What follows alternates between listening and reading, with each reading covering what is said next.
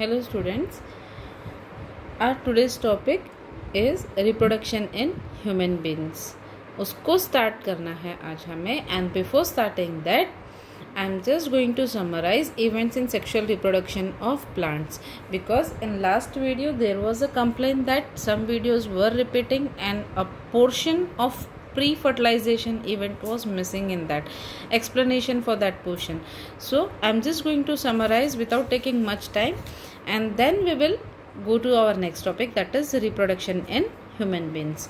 क्योंकि पहले मेरे को लग रहा था, first thing what I was thinking is to just give you a click of these notes, because there is nothing much left that you missed out like for in pre-fertilization event. But क्योंकि फिर continuity नहीं बनेगी, because there won't be any continuity, so I am just going to summarise it ताकि आपको एक sequence पता चल जाए and you can write it. So events in sexual reproduction of plants. सबसे पहले कि सेक्सुअल रिप्रोडक्शन में क्या हो रहा है, सब चीज़ों को logically you have to connect everything.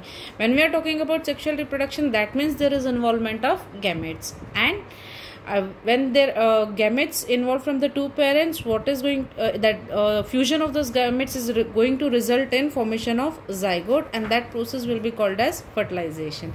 When we talk about sexual reproduction in plants, then we talk about the three events. We can divide those events occurring during the sexual reproduction of plants into three phases, we can say.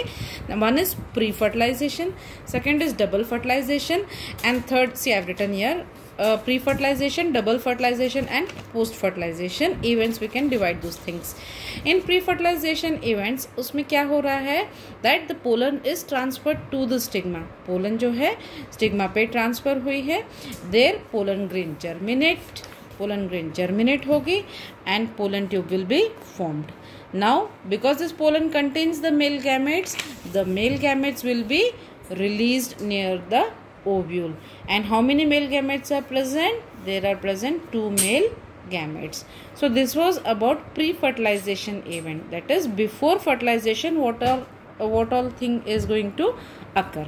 Then after that you had to draw the diagram of this one, germination of pollen on stigma. You had to draw this diagram because I had also shown you that this diagram was asked in this year's paper, question paper set A, for 5 marks, and 2 more questions were there along with this diagram. So you have to draw this, practice it very well. Okay. Then after that the next event is double fertilization. Double fertilization means fertilization which is occurring 2 times, because 2 male gametes are released. One male gamete is fusing with egg cell in the ovule or the embryo sac, and the second male gamete is going to fuse with the polar nuclei. ये तो I think ये वाला जो explanation था, हम polar nuclei किसको कह रहे हैं, एग सेल किसको कह रहे हैं, ये एक्सप्लेनेशन तो था शायद वीडियो में ना, तो ये आपको पता होगा. उसमें मैंने बताया हुआ है आपको कि पोलर न्यूक्लियाई कैसे बन रहे हैं और ये एग सेल क्या है and what kind of structure is that. तो बस आपने ध्यान रखना है डबल फर्टिलाइजेशन में कि 2 मेल गैमेट एक पोलन ग्रेन में प्रेजेंट हैं, तो जिसमें से एक मेल गैमेट एग सेल के साथ फ्यूज़ करता है, दूसरा जो है पोलर न्यूक्लियाई के साथ फ्यूज़ करता है.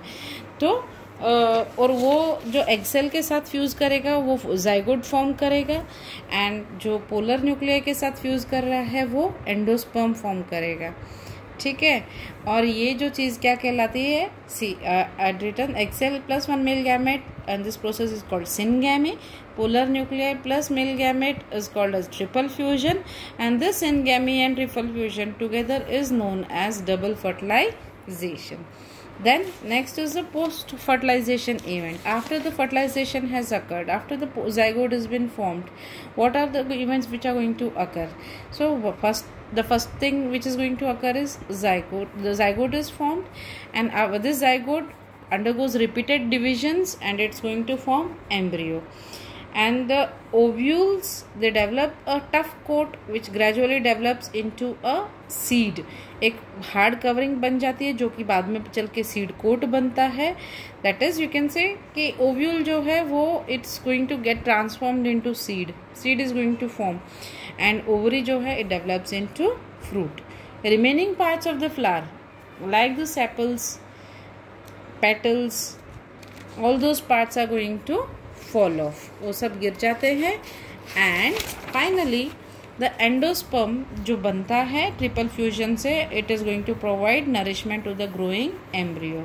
मैंने आपको सीड का डाइसेक्शन करके दिखाया था. मैंने आपको दिखाया था कि एम्ब्रियो कहाँ प्रेजेंट होता है, सीड के अंदर, and that embryo is the baby plant जो which is going to develop into a new plant. Now tell me one thing.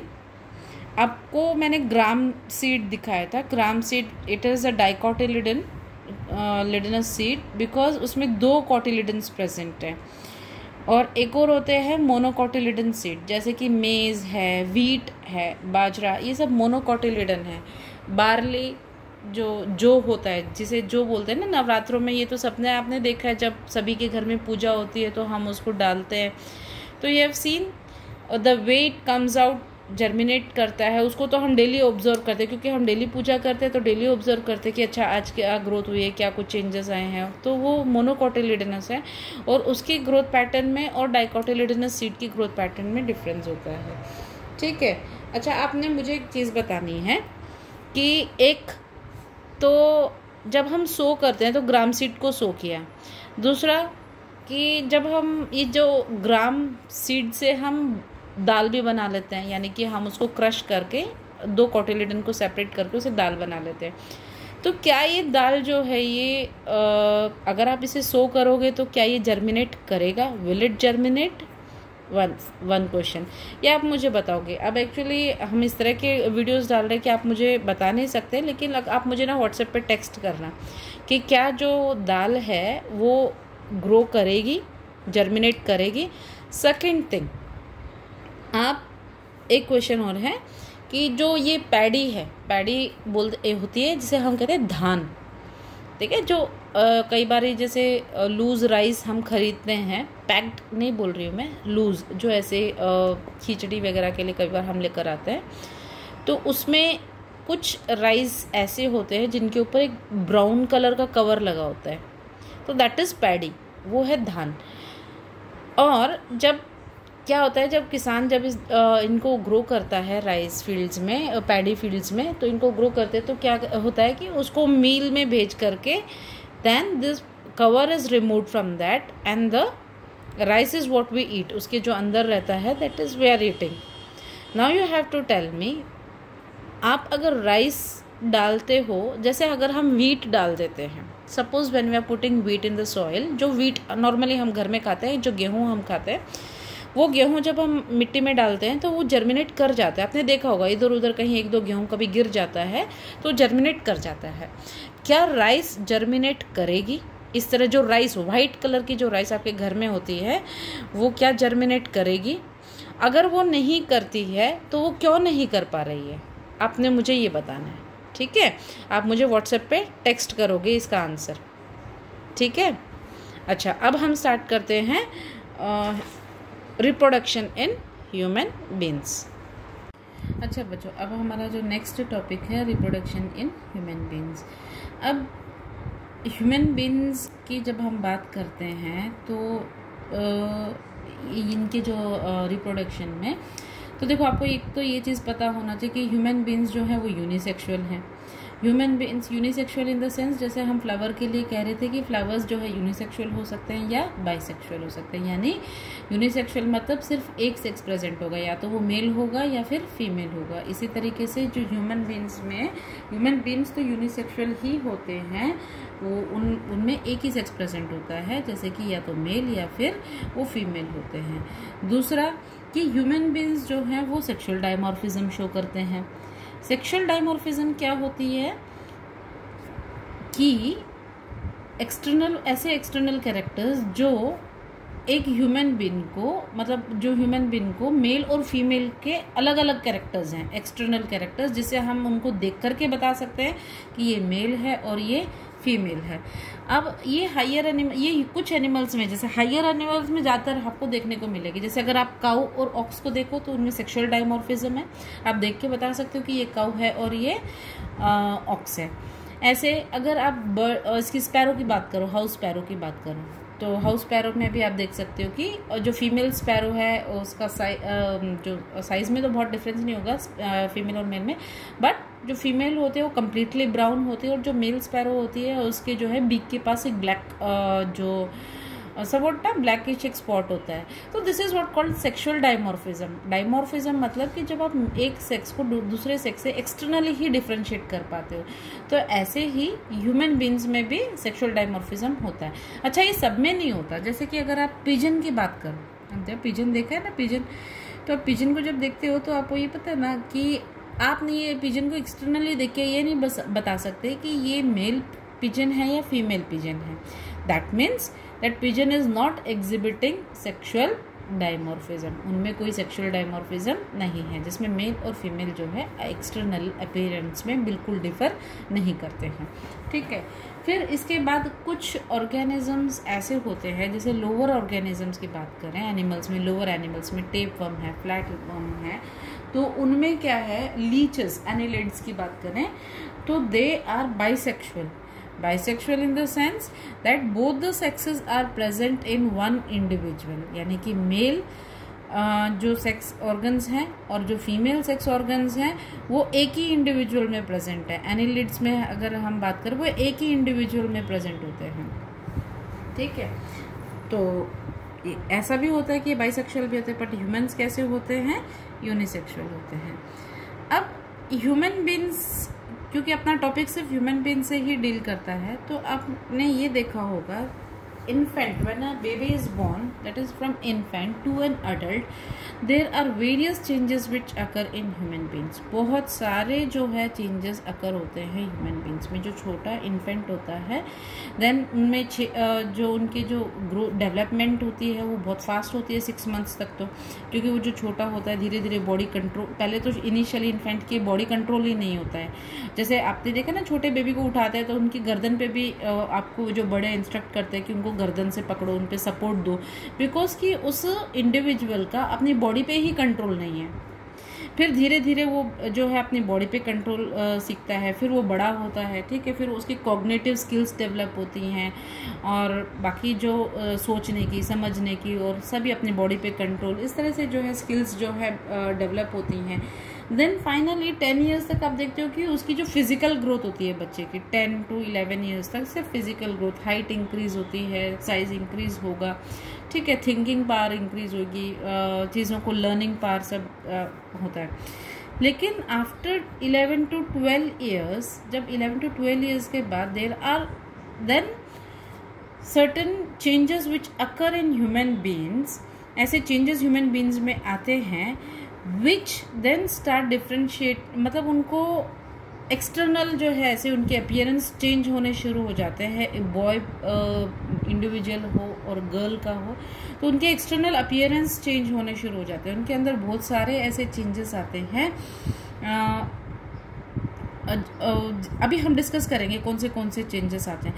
तो ये जो है एक मैच्योरिटी पीरियड आ जाता है, उस समय पे फिजिकल ग्रोथ जो है यानी हाइट का इंक्रीज होना, वो जो ग्रोथ है स्लो डाउन हो जाती है और जो है मैच्योरिटी स्टार्ट हो जाती है। एक जिसे कहते हैं ना सेक्सुअल मैच्योरिटी स्टार्ट हो जाती है और उसको हम कहते हैं प्यूबर्टी। उस सेक्सुअल मैच्योरिटी को हम कहते हैं प्यूबर्टी। अब क्योंकि ह्यूमन बीइंग्स की बात कर रहे हैं हम, एक हायर ऑर्गेनिज्म है जिसमें सभी फंक्शंस को परफॉर्म करने के लिए special organs and organ systems present हैं, तो इसी तरह से रिप्रोडक्शन के लिए भी एक स्पेशल सिस्टम उसमें प्रेजेंट होगा। ऐसा नहीं कि कोई भी बॉडी पार्ट जो है it will get involve in reproduction, no, there will be a special organ system for that which is called as a reproductive system, जिसे हम क्या कहेंगे, reproductive system। जो कि रिप्रोडक्शन के फंक्शन को परफॉर्म करने के लिए प्रेजेंट होगा। ठीक है, अब देखो, in human beings various changes occur in body from birth. ठीक है, we have discussed from infant to the adulthood there are many changes, but around a particular age in boys and in girls a sexual maturity is attained. That means that individual is preparing its body for reproducing sexually. वो individual जो है अपनी body को prepare, यानी वो जो उसकी body prepare हो रही है for reproduction. So and this stage is called as puberty. ये क्वेश्चन अब की बार आया है डिफाइंड, वही 5 मार्क्स के ऑप्शन वाले क्वेश्चन में था, जहाँ पे मैंने आपको दिखाया था फर्टिलाइजेशन के बारे में आपसे पूछा हुआ था प्लांट्स में पोलन जर्मिनेशन का. वहीं पे ऑप्शन में दूसरा क्वेश्चन था 5 मार्क्स में कि what is puberty, and some more questions were there. I will show you after completing this topic. तो definition of puberty was asked. तो many changes that takes place during puberty, definition of puberty is it is a sexual maturity. Sexual maturity, the period of life when production of germ cells, that is ovary in females and sperms in male body, is called sexual maturity or sexual maturation, and this is what called as puberty. ठीक है, जहाँ पे period of life when production of germ cells, और germ cells क्या है females में कहें तो that is ova or the egg cell.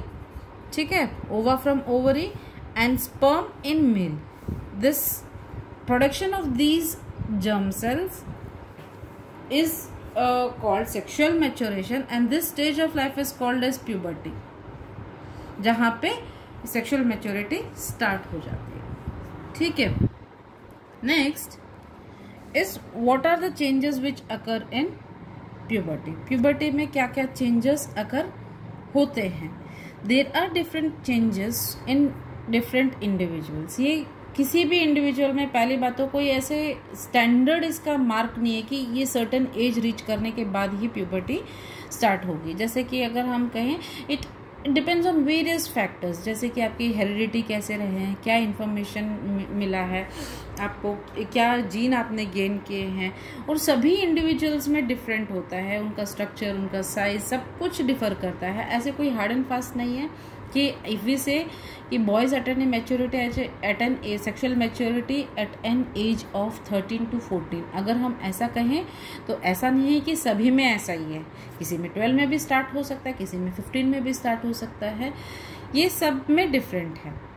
ठीक है, और अगर गर्ल्स की बात करें तो in them the sexual maturity starts at an age of 11 to 12 और 10 to 11 किसी बुक्स में लिखा होगा. तो that doesn't mean that कि सभी में 10 to 11 है, 11 to 12 है. It can differ, वो सभी में डिफर होती हैं. जो चेंजेस होती हैं, जो चेंजेस आती हैं इसमें ह्यूमन बीइंग्स में at puberty, at the age of puberty, वो जो चेंजेस हैं, कुछ चेंजेस ऐसी होती हैं which are common for male and female as well. दोनों में सेम कॉमन चेंजेस आती हैं, दोनों में लगभग सेम सी होती हैं. लेकिन कुछ चेंजेस ऐसी होती हैं जो सिर्फ फीमेल्स में होती हैं और कुछ मेल्स में होती हैं. तो कॉमन चेंजेस क्या हैं? Changes common in male and female. जो कॉमन चेंजेस मेल और फीमेल में अकर होती हैं, that is your skin starts becoming oily. जो स्किन है वो बहुत ऑयली हो जाती है. ऑयली इन द सेंस कि जो आपके ऑयल सिक्रेटिंग ग्लैंड्स हैं, सीबेशियस ग्लैंड्स हैं, वो बहुत ज़्यादा अमाउंट में ऑयल सिक्रेशन स्टार्ट कर देता है. फिर क्या होगा? ऑयल सिक्रेशन स्टार्ट होगा तो ऑयल क्या है, नेचर क्या होता है उसका? It is sticky. डस्ट ज़्यादा से ज़्यादा स्टिक करता है. फिर अभी आपको एक चीज़ तो समझ में आ गई होगी इस लॉकडाउन के दौरान, और जो कोविड-19 से बचने के लिए जो आपको बताया जाता है कि the way the germs and bacterias are transferred. अभी बहुत ज़्यादा उसके ऊपर फोकस कर रहे हैं हम, है ना. जैसे आप क्लासेस में बैठते हो, बेंचेस पे बैठते हो, बेंचेस को टच करते हो, फिर आप उन्हीं हाथों से अपने फेस को टच कर लेते हो. तो आपको एटलीस्ट इस कोविड-19 के ये जो लॉकडाउन पीरियड है इस दौरान एटलीस्ट इतना तो आपको बिल्कुल क्लियर समझ में आएगा कि जर्म्स और वायरस जो है किस तरह से ट्रांसफ़र होते हैं।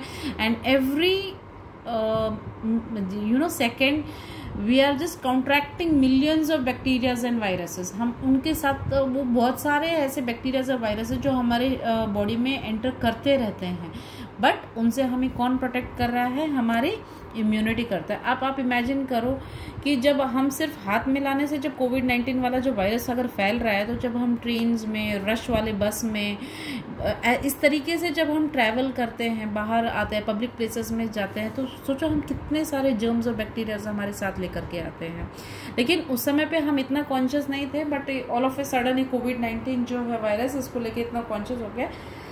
तो चलो, कोविड-19 का मेरे को रेफरेंस देने का मतलब ये था कि मैं आपको ये बताना चाह रही हूँ कि किस तरीके से ट्रांसफ़र होता है। अब आपकी स्किन ऑयली हो चुकी है, आप स्कूल में आते हो, आप बाहर जाते हो, तो आपके जो हाथ हैं वो हमेशा कहीं ना कहीं कांटेक्ट में आ रहे हैं बैक्टीरियाज एंड जर्म्स के।